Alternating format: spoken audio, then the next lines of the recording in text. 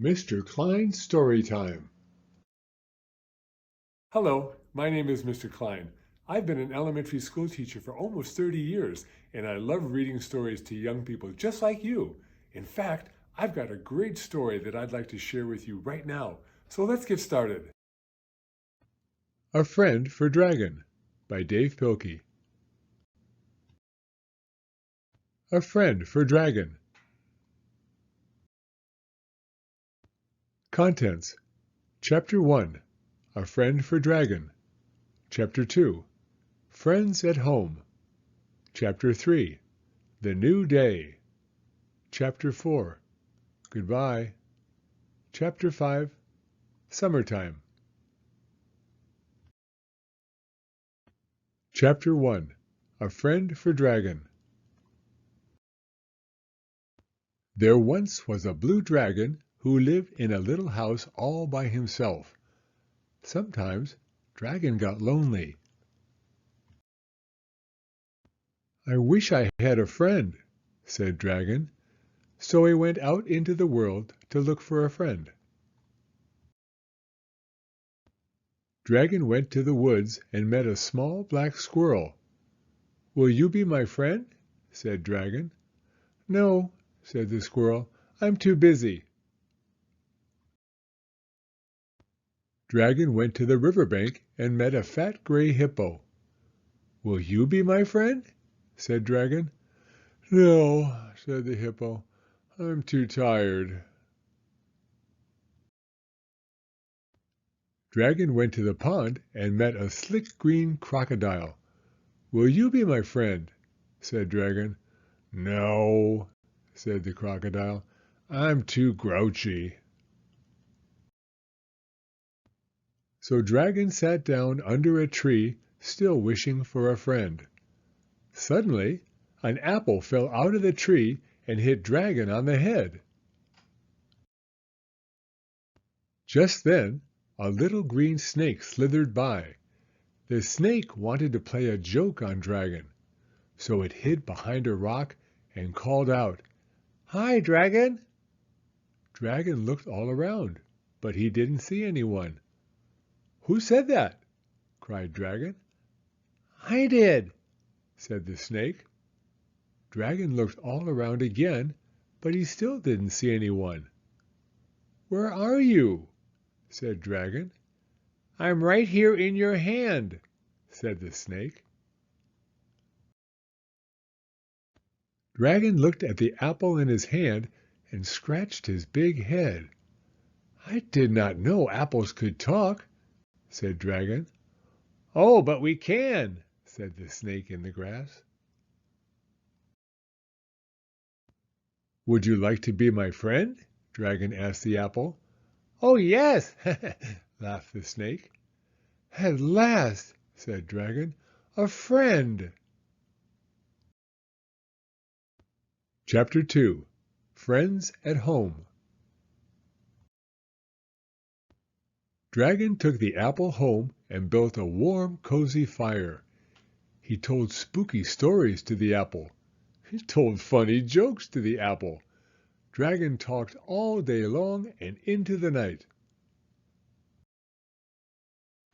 "You are a good listener," said Dragon. "Good friends are always good listeners." Dragon fixed a midnight snack. He mixed cookies, orange juice, and catsup all together in a big bowl. Dragon scooped some of the food onto his plate. Then he scooped some food onto the apple's plate. "Just say when," said Dragon. The apple did not say when. So Dragon scooped some more food onto the apple's plate. "Just say when," Dragon said. The apple still did not say when. So Dragon scooped the rest of the food onto the apple's plate. "I am glad that we both like to eat so much," said Dragon. "Good friends should always have a lot in common." Dragon ate up all of his food. The apple did not eat any food at all. Dragon was still hungry, He looked at the apple's plate and drooled. "Do you mind if I eat some of your food?" asked Dragon. The apple did not seem to mind. So Dragon ate up all of the apple's food too. "You are a good friend," said Dragon. "Good friends always share." Chapter 3. The New Day. The next morning, Dragon awoke with the sun. "Good morning, Apple," said Dragon. The apple did not answer. So Dragon went out to the kitchen and made breakfast. When he was finished eating, he tried to wake the apple up again. "Good morning, Apple," he cried. The apple still did not answer. So Dragon went outside for a walk along the river bank. When he came back, he tried to wake the apple up again. "Good morning, Apple," he screamed. The apple still did not answer. Dragon was very worried. He called the doctor. "My apple won't talk to me," said Dragon. "Maybe it's a crab apple," said the doctor. "No," said Dragon. "I think it is sick."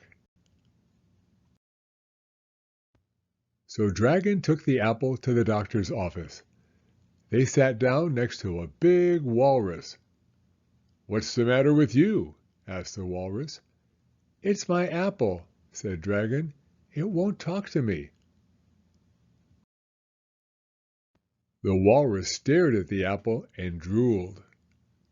Dragon needed a drink of water. "Will you watch my apple for me?" Dragon asked the walrus. "Sure," said the walrus, licking her lips. When Dragon came back, the apple had changed. It was not round anymore. It was not shiny anymore. It was not red anymore. Now it was wet and skinny and white. "What happened to you?" cried Dragon. "Are you all right?" The little white thing did not answer.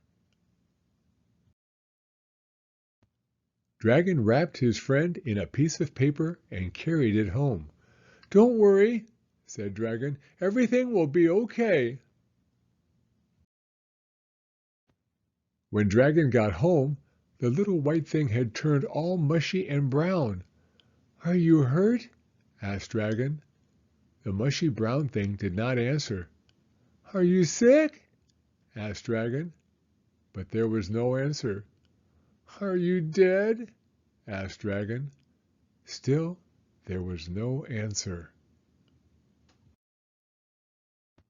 Dragon scratched his big head and started to cry. Chapter 4. Goodbye. The next morning, Dragon went out into his backyard and dug a hole. He put his friend into the hole and covered it over with dirt. Dragon made a sign. On the sign, he wrote the word friend. Dragon was very sad. He cried every day. He did not want to eat. He could not get to sleep. Dragon did not leave his house for a long, long time. But after a while, Dragon stopped being so sad. He cried less and less. He began to eat and sleep better. Still, he was very lonely. Chapter 5. Summertime. One day, many months later, Dragon walked out into his backyard. He was still feeling lonely. Dragon sat down under the big tree growing in his yard. He wished for a friend. Suddenly, something fell out of the tree and hit Dragon on the head. It was an apple. Then Dragon looked up and smiled. The end. Thank you for coming to Storytime. If you like this video, please give it a thumbs up. I read new stories every week, so be sure to hit the subscribe button if you'd like to hear another one. Hope to see you again soon.